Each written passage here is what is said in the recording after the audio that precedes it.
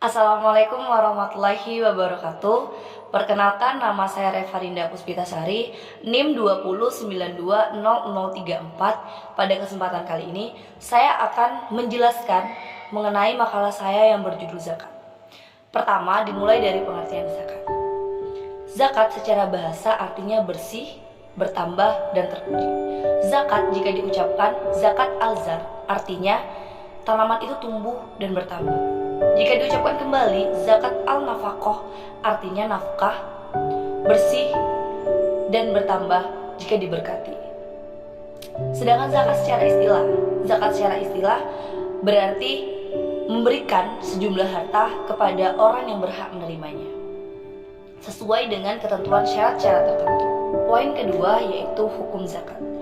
Hukum zakat adalah salah satu rukun Islam yang kelima, yaitu fardu ain atas tiap-tiap orang yang telah mencapai syarat-syaratnya. Poin ketiga yaitu syarat wajib zakat dan syarat sah zakat. Pada syarat wajib zakat yaitu yang pertama merdeka, kedua Islam, ketiga baligh dan berakal, keempat harta yang dizakati merupakan harta yang wajib zakat, kelima harta yang dizakati telah mencapai nisabnya, keenam harta yang dizakati merupakan hak milik penuh, ketujuh harta yang dizakati merupakan harta lebih dari kebutuhan pokok, dan yang kedelapan harta yang dizakati bukan harta dari hasil hutang. Kedua, syarat sah zakat yaitu yang pertama niat, yang kedua tamlik. Apa itu tamlik? Tamlik adalah memindahkan harta kepemilikan kepada penerimanya. Poin keempat yaitu tujuan dari zakat. Zakat memiliki tujuan-tujuan tertentu, diantaranya yang pertama, zakat bertujuan untuk mengangkat derajat fakir miskin dan membantu mereka keluar dari kesulitan dan penderitaan. Yang kedua yaitu membantu pemecahan permasalahan yang dihadapi oleh para qorimin, ibnu sabil, dan mustahik lainnya. Yang ketiga yaitu membentang tali persaudaraan dan silaturahmi terhadap umat Islam dan terhadap sesamanya pada umumnya. Yang keempat yaitu menghilangkan sifat kikir oleh pemilik harta. Yang kelima, membersihkan sifat iri dengki dari fakir miskin. Yang keenam yaitu menolong setiap orang yang mengalami kesulitan dan penderitaan agar mereka dapat tetap menunaikan kewajibannya terhadap Allah Subhanahu wa taala dan kepada sesamanya.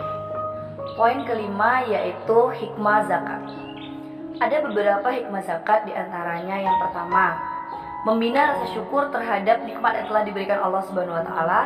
Yang kedua, menumbuh suburkan harta, menggapai berkah, bertambah dan diganti oleh Allah Subhanahu wa taala.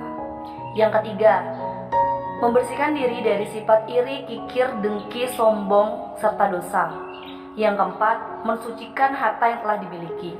Yang kelima, mewujudkan rasa solidaritas serta kasih sayang terhadap sesama umat pada umumnya.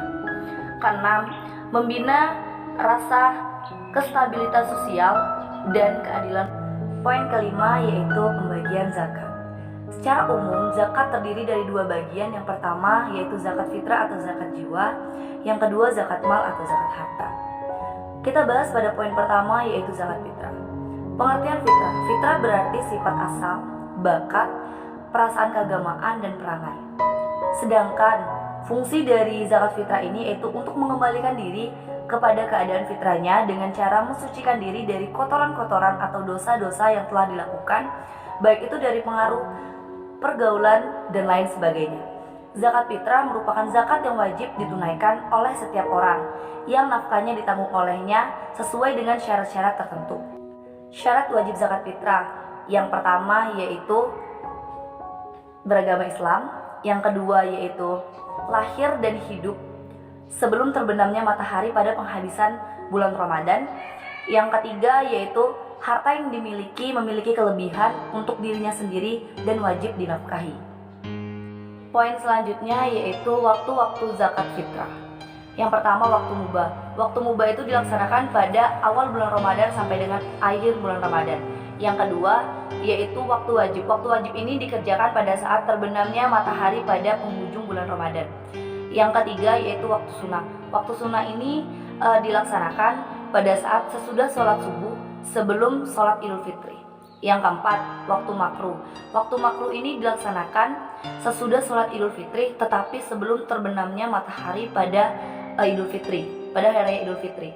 Dan yang terakhir yaitu waktu haram. Waktu haram ini dilaksanakan setelah penghabisan sholat Idul Fitri dan terbenamnya matahari pada hari raya Idul Fitri. Hikmah zakat fitrah yang pertama, membersihkan diri selama menjalankan puasa. Karena banyak dari kita ketika berpuasa di bulan Ramadan itu mengucapkan kata-kata yang kotor, bahkan melakukan larangan-larangan pada bulan tersebut.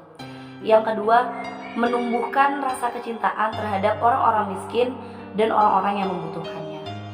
Kita masuki pada poin kedua dari pembagian zakat, yaitu zakat mal atau zakat harta. Zakat mal adalah zakat yang dikenakan atas harta yang dimiliki baik itu secara individu maupun secara lembaga, yang telah mencapai syarat-syarat dan ketentuan-ketentuan yang telah ditetapkan oleh hukum. Poin selanjutnya yaitu syarat wajib zakat mal. Yang pertama Islam, yang kedua merdeka, yang ketiga kepemilikan hak penuh, yang keempat zakat yang dikeluarkan telah mencapai usia 1 tahun atau haul, yang kelima yaitu terbebas dari hutang, dan yang keenam yaitu zakat yang dikeluarkan itu lebih dari kebutuhan pokok. Kita masuki dari poin selanjutnya yaitu macam-macam zakat. Di sini macam-macam zakat terdiri dari pertama zakat binatang ternak, kedua zakat emas dan perak, ketiga zakat hasil tambang, keempat zakat hasil temuan, kelima zakat hasil bumi, keenam zakat hasil dari perniagaan, dan terakhir yaitu zakat dari profesi.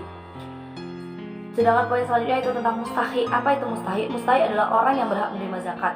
Yang pertama fakir, kedua miskin, ketiga amil, keempat hamba sahaya, kelima ibnu sabil atau musyafir, keenam fisabilillah, ketujuh qorim, dan yang kedelapan mu'alaf.